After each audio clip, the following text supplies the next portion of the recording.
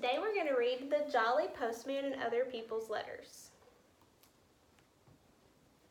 Once upon a bicycle, so they say, a jolly postman came one day from over the hills and far away with a letter for the 3 bears.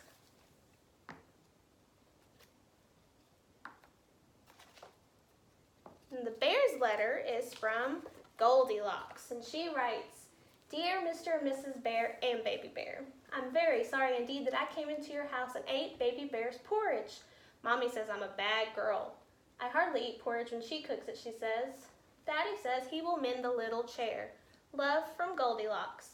P.S. Baby Bear can come to my party if he likes. There will be 3 types of jelly and a magician. So the bears read the letter except Baby Bear. The postman drank his tea. And what happened next, we'll very soon see. Off went the postman, toodaloo, in his uniform of postal blue, to a gingerbread cottage in Garage 2, the letter for the Wicked Witch. And the witch's letter is from Hobgoblin Supplies. Everything for the modern witch delivered to your door.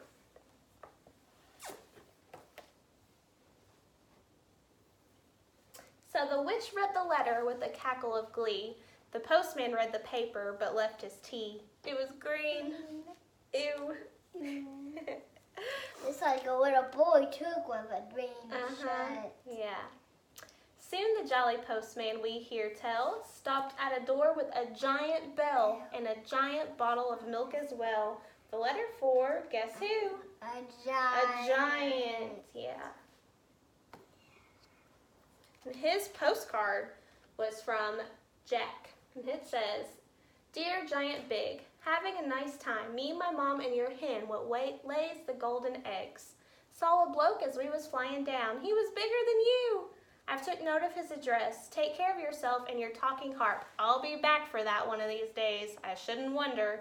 Bye for now, your very little pal Jack. So the giant read the postcard with baby on his knee, while the postman wet his whistle with a thimble full of tea. Once more on his bicycle, the postman rode to a beautiful palace, so we've been told, where nightingales sang and a sign said sold. The letter for Cinderella. Now Cinderella's letter had a surprise in it too. And her letter is from Peter Piper, and it says, Dear Princess, we at the Piper Press hope soon to publish a little book for young readers in celebration of your recent marriage to H.R.H. Prince Charming. A copy of this book is enclosed for your approval.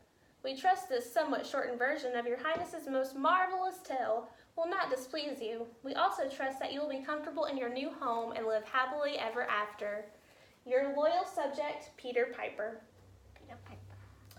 So Cinder's read her little book. The postman drank champagne, then wobbled off on his round again, and again, and again, and again. Oops. Later on, the postman, feeling hot, came across a grandma in a shady spot. But Grandma, what big teeth you've got. Besides, this is a letter for... Big bad wolf. Yeah. And his letter is from Meeny Miny Mo and Company Attorneys at Law. Dear Mr. Wolf, we are writing to you on behalf of our client, Miss Riding Hood, concerning her grandma. Miss Hood tells us that you are presently occupying her grandma's cottage and wearing her grandma's clothes without the lady's permission. Please understand that if this harassment does not cease, we will call in the official woodcutter and, if necessary, all the king's horses and all the king's men. On a separate matter, we must inform you that Mr.'s 3 little pigs are now firmly resolved to sue for damages. Your offer of shares in the turnip or apple picking business is declined, and all this huffing and puffing will get you nowhere. Yours sincerely, Harold Meany. It's got 2 more.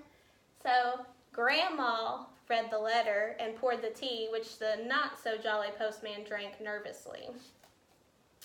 Now the jolly postman, nearly done, came to a house where a party had begun. On the step was a bear with a bun, but the letter was for Goldilocks.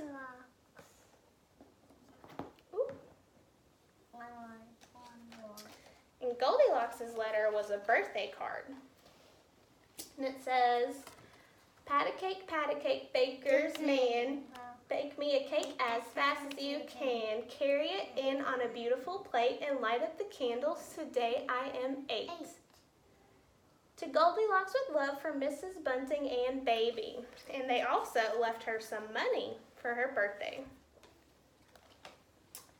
So Goldilocks put the money in the pocket of her dress, asked the postman to the party, and of course he answered yes.